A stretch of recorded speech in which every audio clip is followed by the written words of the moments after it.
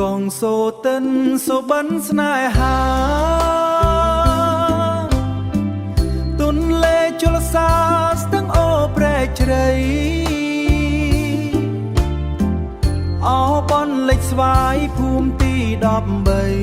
13រីកលូតលាស់ថ្មីលើដីនៃកំពង់ចាមអោស្ពានប្រែកជ្រៃសាក់សីស្នេហាសូមនាងរក្សាការជាទឹកតាត្បិតខ្ញុំស្មោះពិតនាងជាតំណាដឹងរឿងគ្រប់យ៉ាងនៃស្នេហាខ្ញុំ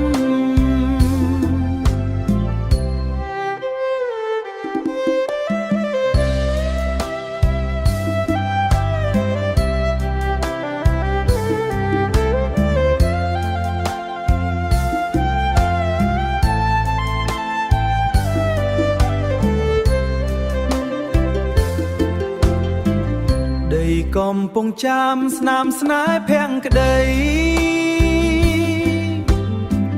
ភូមិទី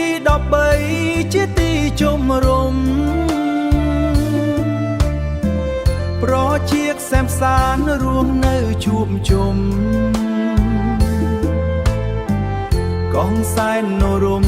ឃុំព្រែកតានងកងសូតិនសូបិនស្នេហា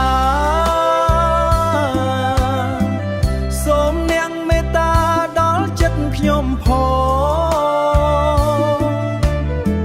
ខ្ញុំស្នេហ៍អ្នកពិតក្នុងចិត្តរៀមពងចង់ភ្ជាប់ចំណងអ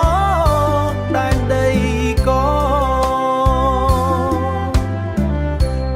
កំពុងចាំស្នាមស្នេហ៍ភក្តីភូមិទី13ជាទីជំរំប្រជាក្សែមសានរស់នៅជួបជុំកោះសែនអ្នកពិតឃុំព្រែកតានងអោកងសូតិនសូបិនស្នេហា